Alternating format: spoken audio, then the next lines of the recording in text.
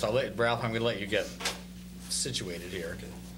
Basically, what we're going to do tonight, this may not be a particularly long meeting, is have a brief presentation on the sewer budget, have a little bit longer presentation on the overall FY09 budget, which we've talked about at length in many other meetings.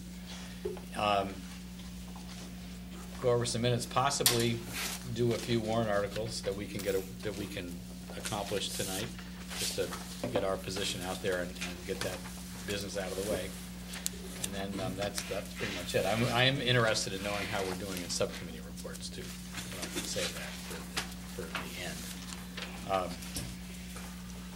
Ralph, do you want to have a brief summary of the stormwater sewer budget and let us know whether we need to have a longer presentation later?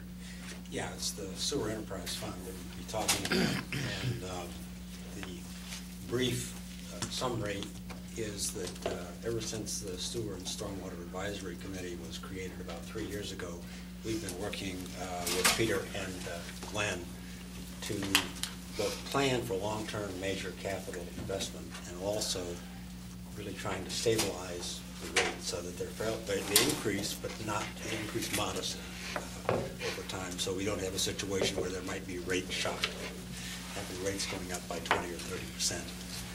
And the plan we have for this year would do that. It would propose an increase of about 5%, and we have a 20-year capital plan, and I think with rate increases between 5 and 6%, we can carry out all those capital projects over the next 20 years.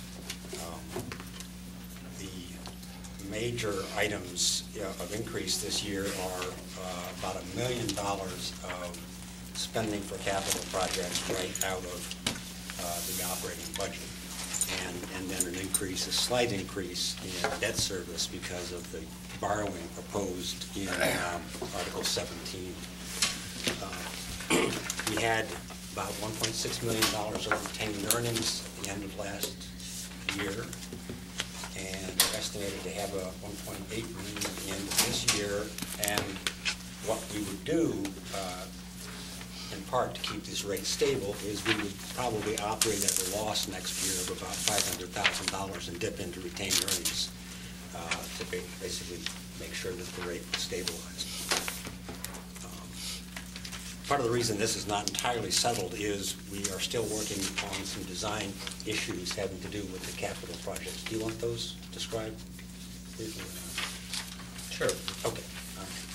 As Article 16 says, there's a $75,000 zero-interest loan, which is a very nice type of loan from the MWRA to do continued work on the GIS system and also measurements of flows throughout the system. And then there's the DEP loan program called the Massachusetts Water Pollution Abatement Trust. That's Article 17. We applied for a little over $11 million, and we're ranked very high in the scoring and got the approval to go back to them for a loan of 2% for 20 years. So that's going to be a nice bit of borrowing. There are 3 projects on that. The smallest one is the replacement of 2 pump stations up on the hill. There's a little place on the hill which is not actually covered by gravity feed. It's on the back side of the hill. The wastewater has to be pumped up so it can come back down. We're also doing over $3 million in additional relining where the sanitary sewer system has leaks and is contributing to the pollution of water bodies surrounding us through our stormwater outfalls. And then finally, there was a fairly substantial $6.5 million set aside for some possible work to help reduce flooding in the Winbrook area. That has become a bit of a problem because the design as developed by the consulting engineers was one that appeared to be basically taking a lot of the water that's coming down from the hill, moving it into pipes around Winbrook and then into the MWRA collector, which would provide some relief to Winbrook but it would also probably flood Cambridge, and Cambridge was concerned about that. What's wrong with that? Well, I know. But in order to be good neighbors, and particularly to avoid any possible action by Cambridge, Glenn has been meeting with Owen Reardon, the Cambridge engineer. They've been exchanging plans and data, and I think what our subcommittee is going to recommend, we met on Monday night, is a redesign of this proposal that would rely less on these big diversions and more on the inflow problems up on the hill. There's huge amounts of water coming into the sanitary system that's basically coming out of sump pumps, drains, other sorts of things that really ought to be going into the stormwater system. And we think we could reduce a lot of flows from up there, reduce the cost of construction in the Winbrook area, and also reduce the flow going into MWRA, which is what sets our rates from MWRA. So that's the solution we're working on now. So are these going to affect Article 16 or 17? No. The way they're drafted? The way they're drafted is fairly broad. It basically says we're seeking authority to borrow from the MWRA fund and also to borrow from the State Revolving Loan Program. It doesn't specify the amounts. So we will have a better estimate by town meeting. And it won't affect the sewer enterprise budget? No, That's in the, because the borrowing will take place somewhere in mid to late FY09, and the debt service for that period of time will not adversely affect the budget. We've already taken it into account, and have taken it into account for succeeding years when the full borrowing takes place. do you want to vote on this next week? I'm just curious. Or no? I mean, does anybody think we need to know more to vote on Article 16? Yeah, what I don't have I can't present to you is the exact details on the sewer enterprise budget yet. Then we should wait. Yeah, so let's try and do that. Article 16 and 17, let's try and get them on April 9th.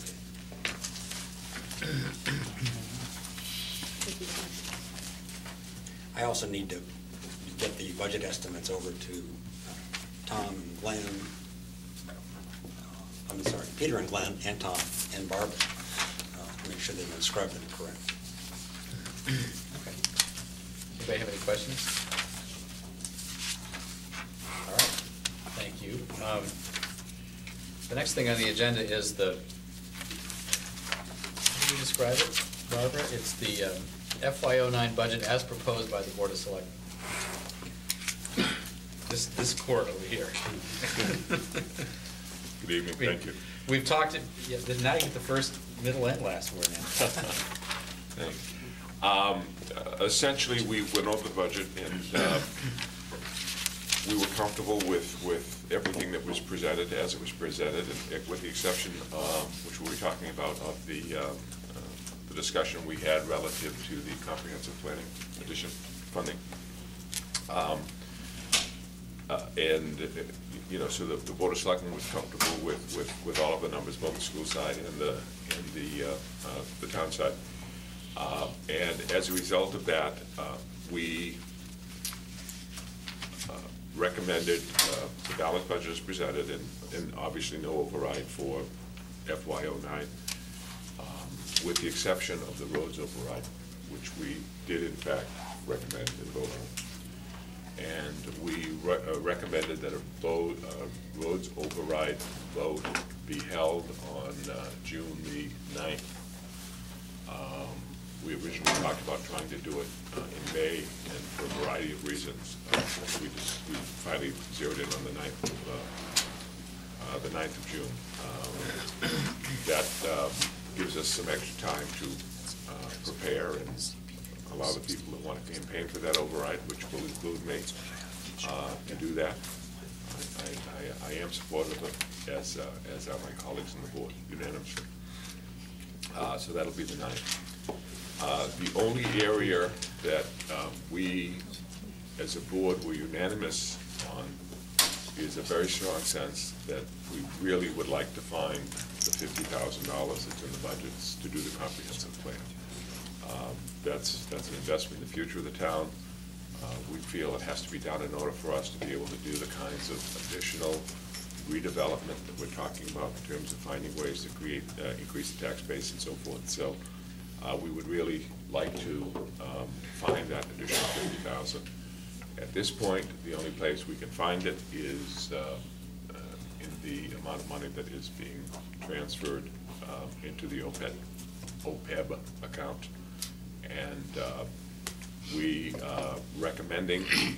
unanimously recommending to the Warrant Committee that we would like to see that amount reduced from $150,000 to $100,000, with that additional $50,000 being used to fund the comprehensive plan, which we think is a very important expense. It clearly goes beyond where beyond level services, because that money wasn't spent in prior years. So I think all of us were aware of just how strongly the Warrant Committee feels about that $150,000 set aside. I guess this is the third time I'm trying to get it reduced from 150 to 100, because I tried to do it originally and was voted down. But we strongly request the Warrant Committee to support us in that effort. Could you then update us again on just what exactly this $50,000 would be for? What would we get for that? This is the comprehensive plan to review all of the zoning bylaws for the town. And how's that going to take place? I mean, who's going to implement it? We hiring a person to do it? Is this a contracted? It's contracted under the supervision of the planning board to review the zoning bylaws. And who are they planning to hire here? How's it going to work? Well, we do go for proposals. We have to go for proposal. We don't have a firm vote. As the Warrant Committee has seen over the years, this year, last year, you're seeing bits and pieces of zoning changes throughout the town. We had the overlay district of Cushing Square, but if we had a whole master plan, you may have had an entire overlay plan developed for the entire town simultaneously, and not bits and pieces being picked off time by time over the years. It's very important to have an overall plan. We don't have one as far as our zoning efforts. And by having these changes, it also would possibly increase the revenue coming into the town based on the types of development that we would have, as you can see in the plan for the Cushing Square development. One of the recommendations, for example, that's coming back from the Belmont Center Planning Group also, is that they're looking for overlay sections for part of Belmont Center. And these are the kinds of things that would, the entire Trapella Road corridor, Waverly Square section, and other areas along Trapella Road. This wouldn't, there are parking issues, there are zoning issues, there are two-family, single-family house issues. There are a myriad of issues that need to be addressed, and rather than doing it piecemeal, we would go out for a proposal, for a bid for a proposal, or looking for a proposal. So the planning board is going to be here next week. Is this something they might be interested in telling us about? Yeah, absolutely. If you want to, if that would be a comfortable way of doing that, that's fine. We could ask them about that. This request is in response to a recommendation from the planning board to the Board of Selectmen.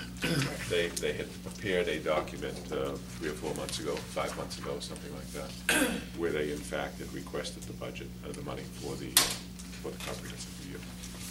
I can ask them to talk about it. Bill? Do we have any comfort that this can be accomplished with a comprehensive plan for $50,000? Where did that figure come about, 50? That sounds like a question for the planning board. Yeah. Jim? Well, the last comprehensive zoning survey that was done, which is at least 15 years ago, happened to cost $50,000. And I sort of wonder if that is more than a coincidence. I would suggest that it's really a review of all zoning and not just commercial district zoning. That figure is probably low.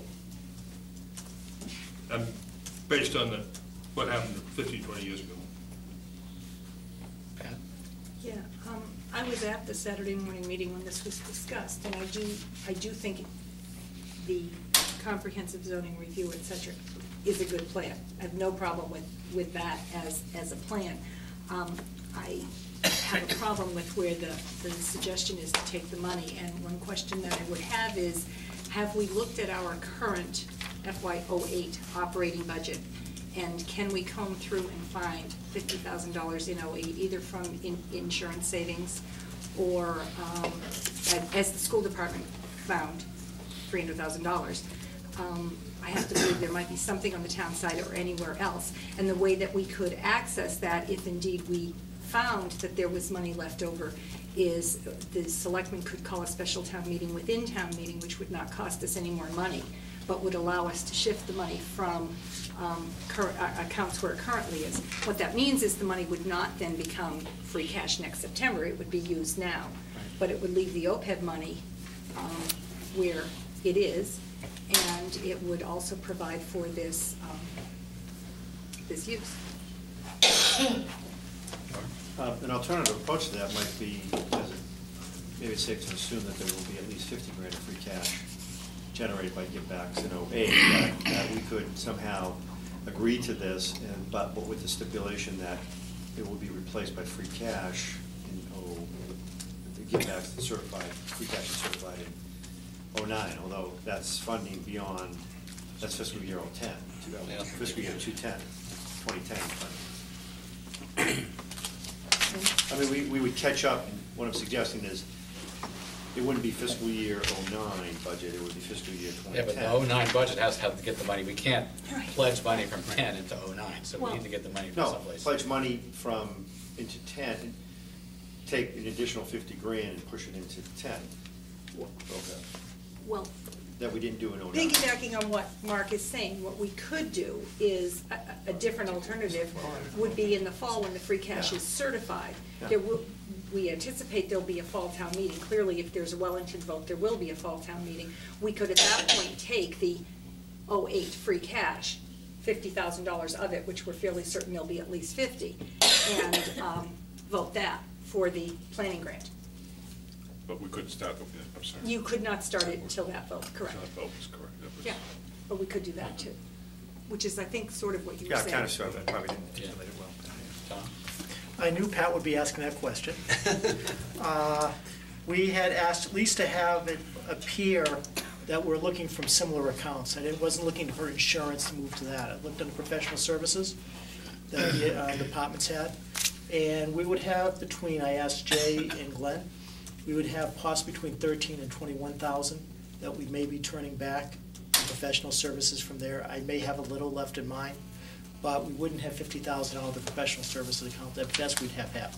Right, but that wasn't my question. My But you- question was all the other money. Right, That's, you know, if there's a position that wasn't filled, if there's some insurance because an employee didn't take family, took something else, and we anticipated, I mean, I just have to believe that we are going to see givebacks that are far in excess of $50,000 in June. And all I'm saying is, No, we could there's- look at it yeah. right now and see where it is. There's that distinct possibility. I was looking at it I know. originally out of the professional services, see if I could just pay for it without a town meeting by calling it professional services and doing it.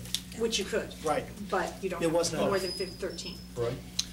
Just a somewhat separate issue is, having seen many consulting reports come and go over the years, maybe it should be staged also, so we can see what we're getting maybe halfway through and not do the whole 50,000 or whatever the number is in a fixed fee or upfront commitment, but at least maybe do half and see what the consultant is able to produce before committing ourselves to any more.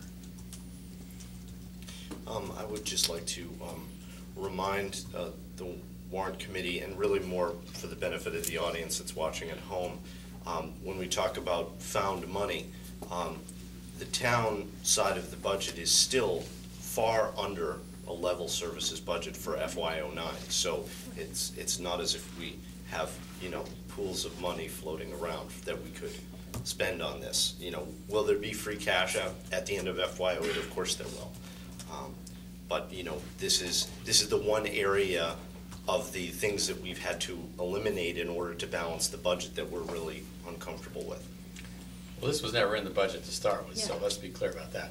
But I'm intrigued by Pat's suggestion here. I mean, since this is really a consulting engagement, nothing prevents the planning board or community development, whoever's going to be in charge of creating the specifications, from going out, creating specifications and asking for a bid, and then we get them in, they can evaluate them, and we don't actually accept the bid till town meeting in the fall appropriates the money. Isn't that what you're suggesting? Well, the first thing I was suggesting was finding the money in '08, because we would know we would have it. But it's the exact same money, it's just Right, that just goes into in free cash, September. then it goes- It's yeah. exactly the same money I'm talking about. And it's gonna take a few months to create specifications, go out and get You're them. probably right. They probably won't even Get be a plan going and out for the bid evaluate them. until,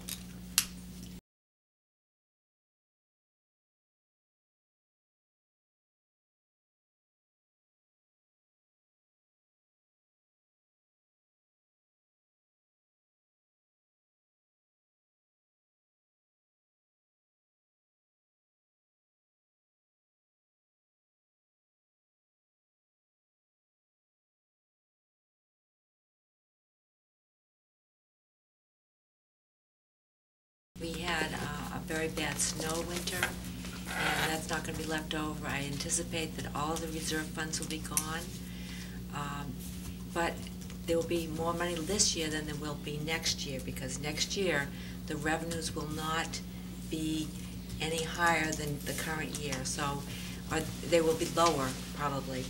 And Floyd and I have talked about this, so if there's going to be free cash, it's going to be more this year than next year.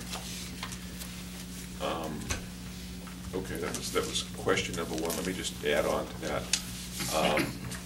There is, can I just check on one thing first? Yes.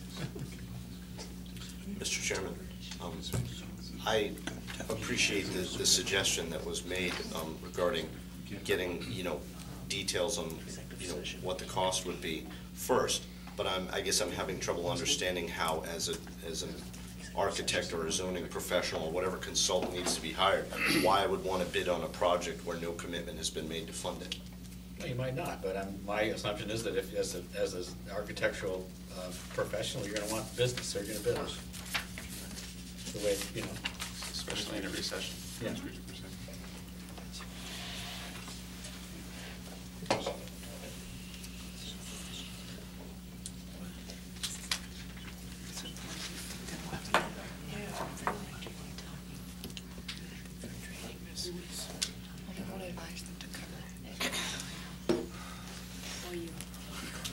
Week anyways.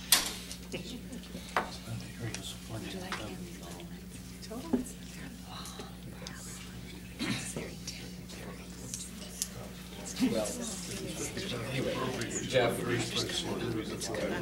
one answer to your question is that I think if you're interested in the business, you'll bid on it, even if the funding is somewhat uncertain. And it could be wrong, but, I'm in this kind of business and I understand the way people work. So, the other, that was my other point.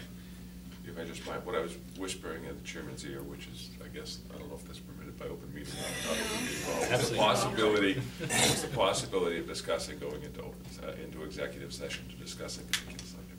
You're allowed to do that if you have a bright tie on. I didn't know about that. The other thing I wanted to mention was that this committee has been pretty fixed in its resolve about the OPEB contribution. And my sense of the committee is that it's gonna not be any more eager to dip into that for this purpose when we can see alternatives than we were for the school department. Peg and then Pat. A couple of comments. I certainly support the concept of comprehensive planning. It happens to be the one subject most recently that one of my neighbors chatted with me about, and can't seem to understand why we can't do some of this work with the experts that we have already employed by the town. I think I understand the concern about using a comprehensive plan in order to gain more revenue, and I tried to explain that as best I could, but I absolutely do not support using OPEB money for this, and I think we have to really respect and listen very carefully to Barbara. We do so often in all of our meetings, and Barbara has very, very much indicated that she would like to have seen us keep that funding the way it was last year at the $500,000 mark, and we're now looking at so much lower than that. So I also understand that there might be other sources of money coming into the town for use of this $50,000. And I think we also have to be very, very mindful that everything that comes in doesn't have to go out either. And particularly if we are trying to work in terms of overrides, that it's very, very important to have that perception by the public that everything that comes in doesn't go back out. Pat, did you want to say something? Yeah, maybe we could ask Barbara and Tom to look at the operating budgets right now and see if there is any money that could be. Sure. You Well, know, we have a that's, report next that's, week about that. I mean, I'm looking at the quarterly report we just received, and I see some budgets that are less than 60% expended. And I understand that some of those may already be encumbered, they just aren't. And I know that's a cash flow, I No, understand. that's only February, that's a Oh, this is February, February. not quarterly, so. Well, it says eight months, so 8 I know months. it's two-thirds of the year. Right, Right, right. which is Okay. why I said 60%. All right, yes. Okay? All right. So if it's below 60%, then we're ahead of the game. Okay, let's read. I'd just like to look. No, Okay. the planning board's coming next week, I think. Yeah, they're coming. I think we can, And we can talk to them. let's reserve the rest of this for next week. I just got one sentiment point of view. I've seen consultants, and I've seen zoning ordinances, and the best of them go to the other towns and snip and clip and paste them together and then charge you 50 grand. Most of your zoning is policy-driven by people in neighborhoods. And Belmont zoning has represented about 75 years of hard-fought issues. I mean, I went through it with McLean. And no comprehensive planner is going to be able to do that kind of work. I guess I do want to speak then. Our subcommittee did the review with Jay Skloot and heard him talk about this $50,000. And the specific description he gives in his budget narrative is what he would like to do is hire a consultant to provide advice on form-based zoning. Now, that would be a start to a comprehensive plan, but it wouldn't necessarily mean doing the comprehensive plan.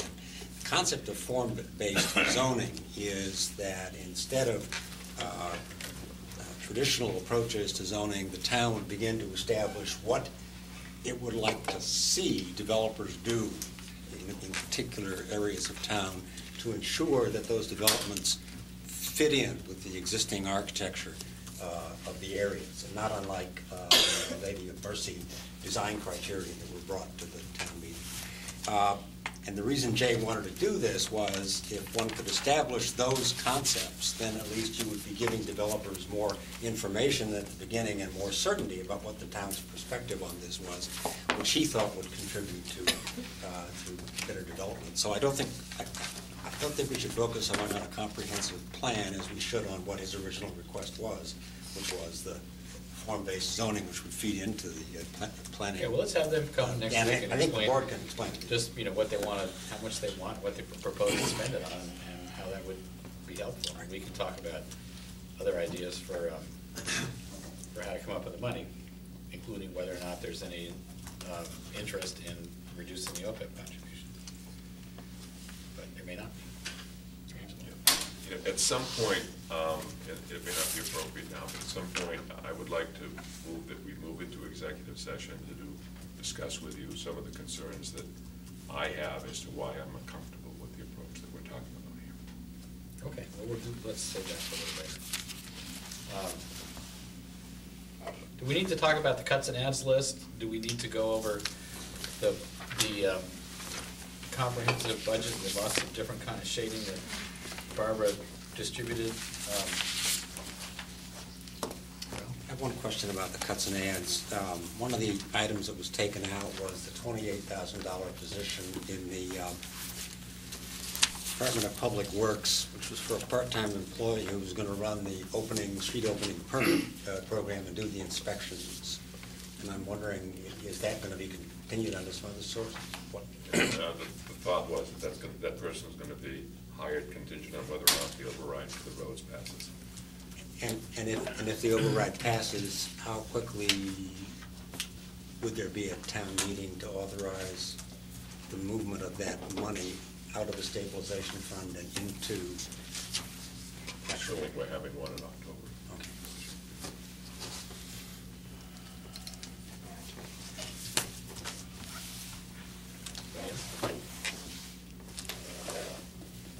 Puzzled at it. I thought we were taking care of it at this town meeting.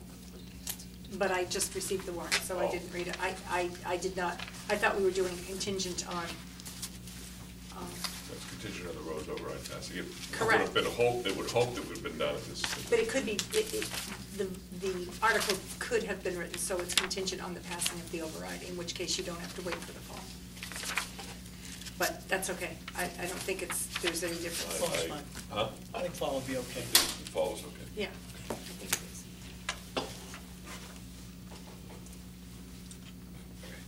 It's like an auction, Mike. You put your hand up a little bit, your call's right. So this is a small item, but possibly, I'd like to ask, on the tree planting, there was a very good column, I thought, in the paper this week, and also some neighbors have asked me whether there's still an option for people to purchase trees that the town would plant.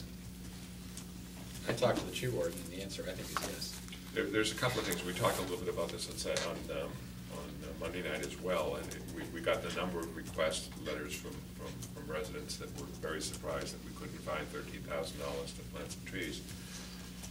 When you look at the money, you look at everywhere you can, and that was one of the things that we ended up cutting out. But there's two responses to that. As was pointed out when we were talking about the school budget by Mr. Jones back when we were discussing the school budget, there remains the option in your tax bill to make a contribution specifically for a particular function. So what we publicly asked is if anybody that is concerned about the $13,000 in tree budgets, that they would have the option, okay, when they pay their tax bill, to make a small or large donation specifically for tree planting. And that is also one of the things that we have specifically discussed when we discussed the concept of pilot payments to with some of the organizations in town, that hopefully we can get somebody to contribute it from that perspective. So Floyd is back there waving his hands. But a specific answer is that I talked to the tree warden because we have a dying maple tree in front of our house, and I asked him this very question. And if subject to their approval as to what kind of tree you buy, you can Yes. buy a tree. If they authorize the planting of it, you can even have it planted. Because at least at one point, if you bought a tree, the town would actually do the installation, and they'd brace it nicely and all that, but it's... Yeah, but he explained to me that if you want to hire your own, gardening contractor to do that, as long as they clear the tree, then that's fine. You can spend your own money on it. That should maybe be advertised better so that people know that that's an option. Boy. Clarification of the tax bill. The tax bill is a document. Anything that goes on a tax bill has to be approved by the Department of Revenue. So we have the senior center, we have some scholarship stuff. So tree planting sounds like something new. So if anyone was going to submit any donations, it wouldn't be through the tax bill, it would be something separate and distinct. So I just want to make sure that there's clarification on that. Thank you.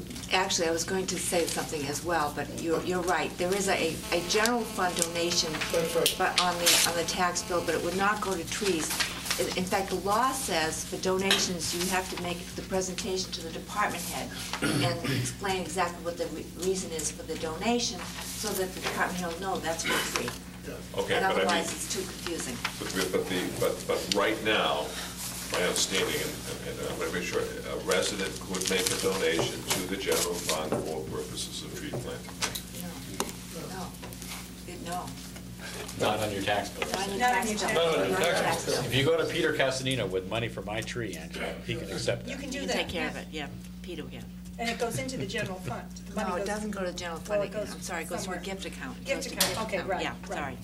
What is the one that I can check on my tax bill? It's actually called general fund donation, and that goes into the general fund just as a revenue. That's all it is, just a revenue. It's not earmarked. It's not earmarked, and it's wonderful. We love it, but it's not earmarked. So it can go to police overtime or fire overtime or whatever. Pens and pencils. I'm only bringing this up because I get a lot of noise from the Department of Revenue with the number of checkoff boxes that Belmont has. Okay.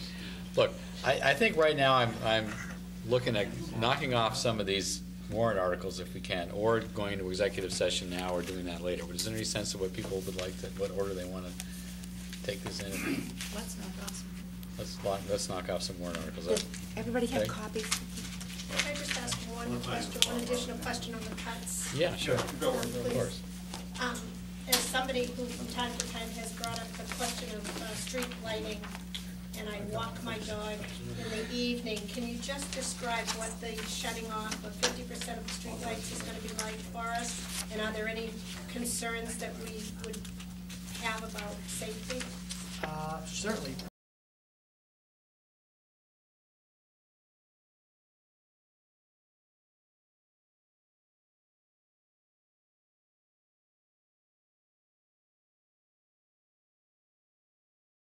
Exact number is 50%. The simplest process is, every other light.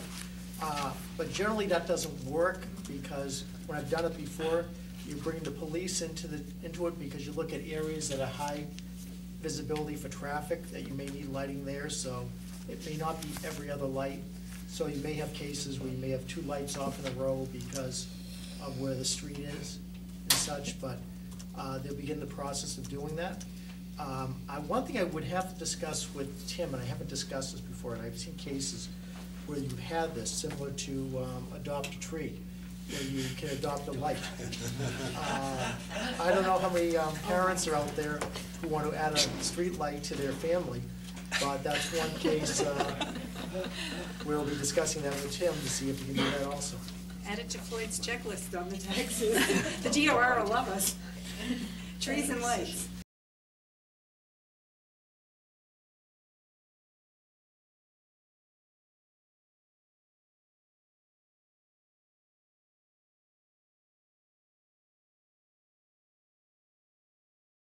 Go out for the last, Well, they'll turn that one off first. Identify it to Tom and. unfortunately, it's on a curb, so I think I lose. I'll be hearing this from my neighbors next door tomorrow morning. All right. But that's the process Thank you you. go through. There is another step, and I'll just talk in executive session about lights, because there's a security issue I want to talk about keeping certain ones on. All right, on to the warrant articles. Article 5, Jim, are you ready to give us a presentation on salaries of elected officials, or would like to do that later? No, I would. I mean, I'm kind of springing this on you, so I know it's you are, perfectly but, okay with me if we do it later. I have checked, well, first place, with the exception of the 2 full-time ones, these are absolutely standard amounts. Right. So I don't think there's any question has to be raised on the others. With respect to the clerk and the treasurer, I have found that these fall within, generally speaking, the averages of comparable towns. And I send out a memo to Mr. Widmer and to the treasurer. The formula we have had in the past of larger raises until you reach the midpoint, and then much smaller raises has, generally speaking, been followed in these amounts. And I would recommend we approve the article. Mike? Don't have what you, in front of me, what you sent me, Jim, but it showed which I think is consistent with past surveys, a higher salary, average salary for the treasurer than the clerk. Yes, it did. And as I look at... Except for Lexington. Yeah, but I mean on the average. And so as I look at, I don't know what do we know the numbers, do we know the derivation of these? In other words, do we know the 08 salaries of these, of clerk and treasurer? Sure, it's in the budget. My understanding is that on a prior basis, the town clerk is above the median and the town treasurer is not. Therefore, the treasurer is slowly climbing up and will do more exceed the clerk. And that's where I was headed. I wanted to make sure that these recommended raises reflected the fact that fact. Well, namely that there would be a larger the treasurer would receive a larger increase than the clerk, that's correct. Right, but these numbers don't show that, so that's the problem. The 08 salary for the treasurer is 77,803. Yes. And that's below the midpoint, I believe, of your survey? It wasn't below the midpoint. So then the treasurer would get 4%, is that right? Plus last year's, which is also the management, is that also 4? So 4 plus 4? 4 plus 4, yes. Is 8. But then if we follow the past practice, if you're above the midpoint. Then you just get the 1-4. The 1-4. And so the question is, if the clerk is at 77,593 and you get the 4%, What do you get all the way to 84,299? I don't think so. No. Right. That's where I was at. Right. Yes. I have not got the math in front of me, but I believe that the 4-4 rule was 4% only for the clerk and 4-4 for the treasurer was followed. Doesn't look that Well, the math doesn't come out. Aunt Barbara has the numbers. The treasurer is 8%, which is the 4 and 4. Yeah. And the town clerk is, looks like 8.6%. Yeah. And that's not what I mean, this is not a, I mean, every time I bring this up, it's as if I'm not trying to pick on the town clerk. Right. But, I mean, she does a terrific job. But I'm just trying to have us follow a standard approach here. Right. Regardless of who is in the office. And then one approach that we can defend at town meeting. Where did this number come from? I'm Yeah, not sure. Jim. The 84,299 number, who generated that? Town clerk. Lloyd is over there working on it. For the treasurer. No. For the town clerk. Each Every department puts their own in. together. So I'll bring this number. So this was a number that was generated by the town clerk?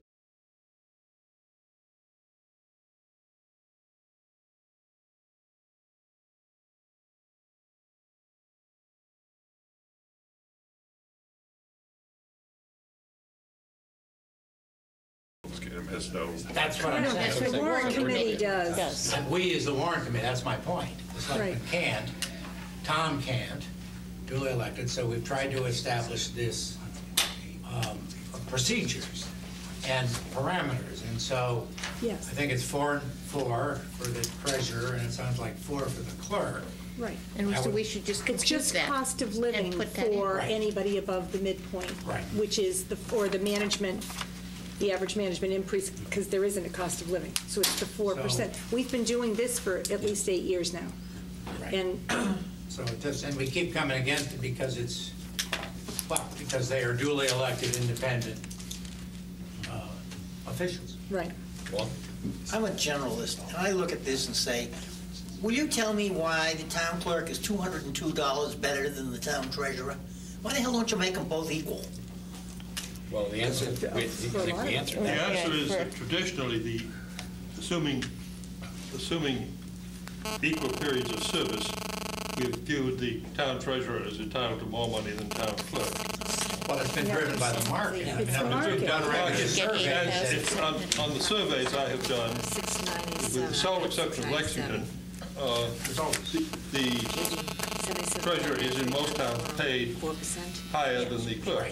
And that's been regularly shown over and over when we've done market surveys. So And we're trying to have this reflect the market, as we do in any, Right, so and not the individual. Jim, do you remember whether there was a rationale presented for why, I mean, assuming that we're right and that the town clerk's raise is twice what the protocol would say it should be, what the rationale was for that?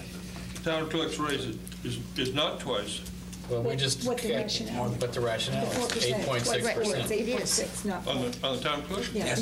Yes, I don't know how that got in. That would be wrong if that. correct. Well, if you look at your thing, Jim, Floyd. No, I don't. just the paper in front of you, the article. The assumption was that the town clerk and the treasurer were classified as job grade 18. $7,000 on a basis The of midpoint of the job grade 18, both of us are under that.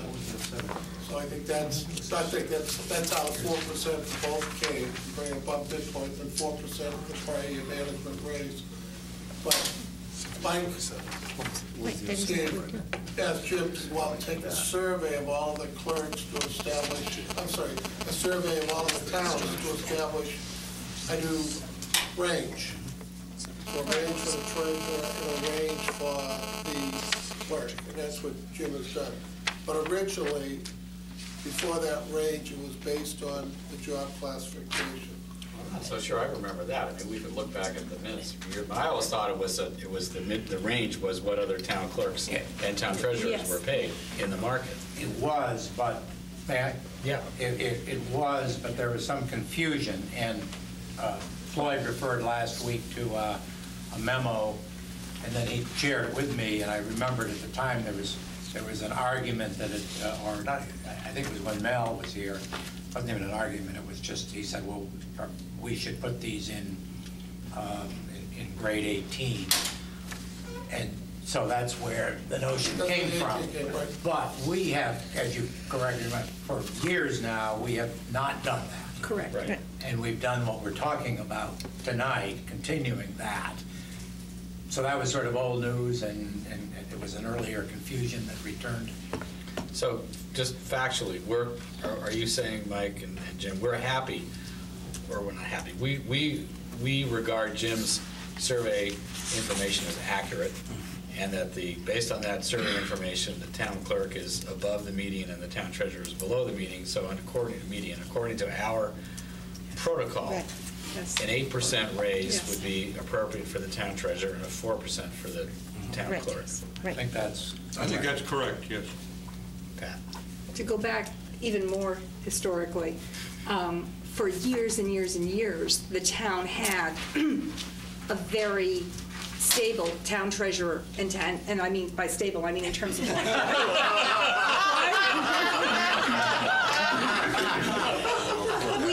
we had a town treasurer that was here for 25 or so years and a town clerk that was here for 25 or so years, and so it just became sort of a routine, and nobody really paid any attention that when they didn't even, when like Mike and I were first on the warrant committee, they didn't even always get a raise every year, but when they did, it was the same raise. It just was, that's what it is. And there was this study done, which Floyd is referring to, which the town did. I forget now if this one was the only one or the other one, OLNY, or there were two done since the three of us have been on the warrant committee. I think only was the one that was like about 2000. And the HR director just kind of said, well, we don't have any classification places for these people, so I guess, right now it looks like their salary is this, therefore right now it looks like this is where we'll plug them. They came to the warrant committee, and the warrant committee objected strenuously to that. We also had a few situations at that time where we had the longevity of the town clerk had left and a new town clerk took over, and then that happened again. And the same thing with the treasurer, and we had a new treasurer coming in who had zero experience with any of, that's 3 treasurers ago, but with any thing like this, and a treasurer leaving at a fairly senior level. And so the warrant committee at that time undertook a very comprehensive look at a lot of towns and came up with this, we've got to establish a way of doing it so we take the personality out of this, so that nobody is feeling it's them. And just what Mike said is what we established. We would do a midpoint survey. If you were above the midpoint, you got whatever the management average increase was. If you were below the midpoint, you got the step, essentially, to bring you to the midpoint, which everybody else gets. And so if we were, when we had first done that 2 treasurers ago, the treasurer would also now be well above the midpoint, but because we had a different treasurer and then a different treasurer, we sort of backed up twice, and so we're still with a treasurer that's below the midpoint, but a town clerk, because she's been in this position a long time, as with other town employees, she's at the top, and therefore. And also because in other towns, town clerks typically. And the reason the Well, midpoints are different is because in other towns, when you're doing the survey, yes, I mean, we found a huge disparity in the salaries at that time when we did it. And we will all remember that have been here a long time, it was very uncomfortable town meetings for 2 years. So I think we have to keep to whatever it is we said that's objective. This is general, maybe there's some newer members on the warrant committee who don't realize this. When you're talking about the midpoint and below midpoint, the raises above, all non-union employees, the department heads under general government, who are above the midpoint, they are not guaranteed a pay raise.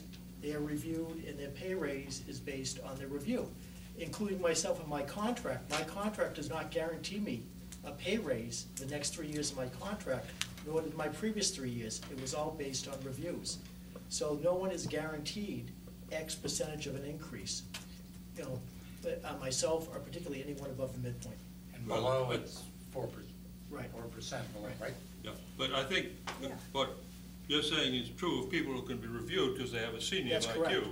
you. These two officials are elected. I'm just being very clear to the public who may be watching is there's not guaranteed pay raises. No, but I think we have, generally speaking, given the average pay raise. And I think it is, based on what Mr. White has shown me, a mathematical question on the town clerk, which I'd be glad to look into, but it looks to me like more than a 4% raise. Yes. So why don't I look into that? Jim, do you mind talking, excuse me, Mark, Jim, do you mind talking to the town clerk? No. Next week about this, because I don't want this to come as a complete shock to the town clerk, because we may well wind up with adding 4% to what she made last year and come up with a different number than is in Article 5. Yeah. I will do that. Okay, so you'll report back next week. I know what the comments will be, but that doesn't matter. Well, just to, looking at the 07 and 08 differences, it was a 4% raise last year. Correct, yeah, which is Based what it on the should same be. principle. Yes. Every year, we go through the same exercise, and I would like to point out that when this came up in subcommittee, this was highlighted by somebody at the table who said, this looks like it's more than, and sent people back to start looking, because. No, I'm sorry, I missed the number on missed the number here. That's okay. Okay, so we'll deal with that next week.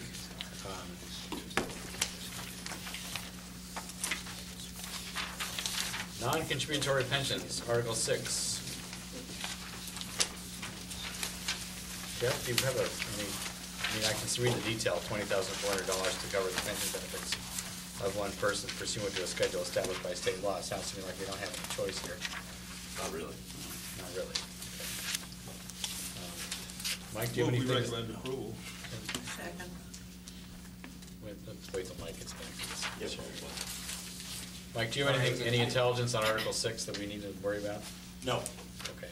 It's been moved that we accept it and seconded. All in favor? Aye. Aye. Any opposed? So this is unanimous.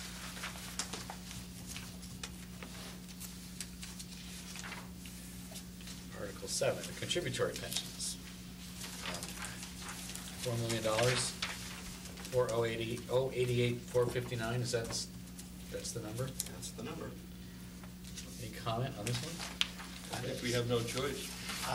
This is year 2 of the. Of the 3-year compromise? Well, I think 2 years, right? Yeah, 2-year so we will be addressing this issue again next year. When? I mean, because there'll be a amount. reevaluation. Right. Yes. And we could be looking, it could be dire next year. Yes. But this is the agreed upon one, so this is straightforward. Liz, do you have a comment? Move. Wait a minute, Wait. Liz has a comment. Yeah, I want to again ask particularly given that this was a turbulent year in markets, that the Warrant Committee examined the investment performance of the town's pension fund compared to the state alternative. I'm sure we'll be talking about that and other things. Well, I had This was the suggested deal, this in right? September. Yeah, but We she's- didn't get to it, and given that next year may be a really unpleasant surprise on the cost side, this is the time, this is the time to look at our, She's right. the locally managed return versus the state Well, return. let's follow that up. How would we do that in any? Oh, 1 year, 5 year, 10 year, I mean, what's the we could, cumulative we, return? what I mean, Liz, is we could examine their performance. Yes. And we could say, your performance is good, it's bad, it's indifferent. We would say compared to the state, looking at it on a 1 year, 3 year, 5 year, 10 year Right. basis, Well, your performance is better or worse. Right, exactly. What happens next? I suppose we say, your performance, you've underperformed this, I'm just saying for the sake of argument. Yes. I don't know that this is what we're talking about, I'm just curious. We say you have underperformed the state. What happens next? What do we do next as a warrant committee? How do we, if we want, how do we effectuate any change to the way they run their operation? Well, then we first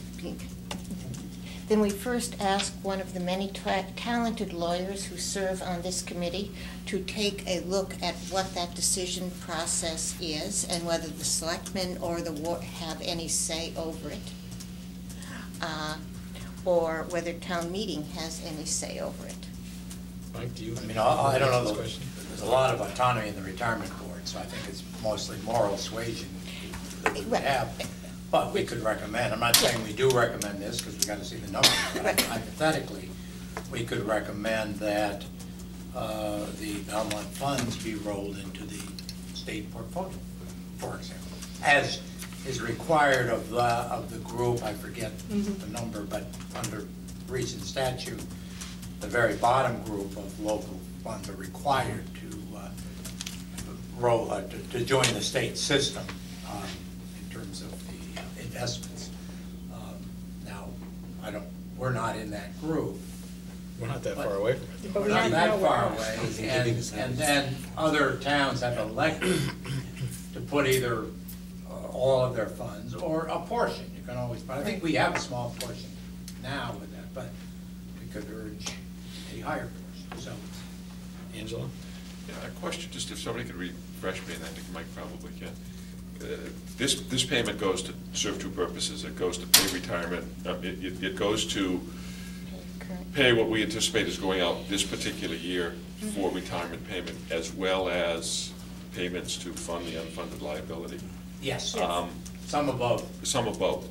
Correct. Can you give me some idea, Mike, as to what the split is there? Is this, is a payment of $4 million going to give us any gain in the percentage, or are we going to continue to fall behind in terms of the unfunded liability? Depends on the market. Bet we're gonna fall behind, Well, I mean, because the market- bet you anything, we're gonna fall behind. It depends on the market, and we know what's Right, happening. so the assumption, the assumption being is that when they did the actuarial study, they assumed some growth in market, which we haven't met. Which we haven't met. Right, so next year's. Okay, so next year it's going to, Yeah. On the other hand, the markets, I mean, obviously we know swing, and it's been a good market before this, so, and you do the smoothing, so it's not. but in spite of the good market, we didn't make a gain on it Right. last year. Correct. Correct. That is correct. Okay, Yeah, no, we're not gonna- so if we didn't we're not make gonna make a this. gain on it, in Right. spite of a good market, Right. We're not yes, gonna go make ahead. this. Last year, we made 10.6% in the retirement.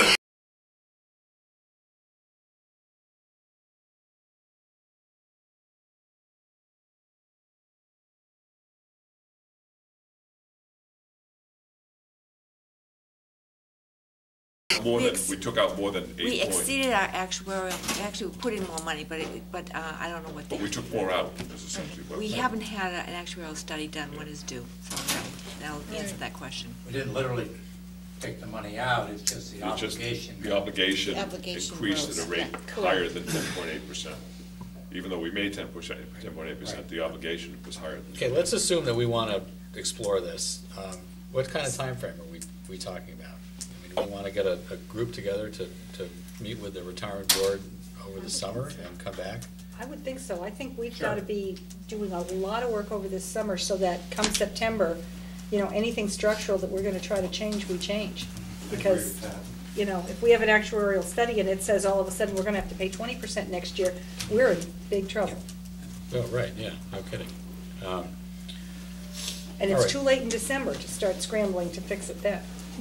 All right, let's put this on a post-town meeting agenda, just to talk about it and establish a committee to look at it and get some sort of goals and timetables for that.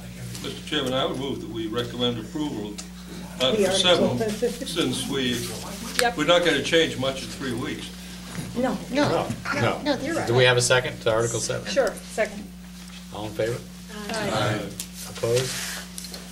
That's unanimously recommended.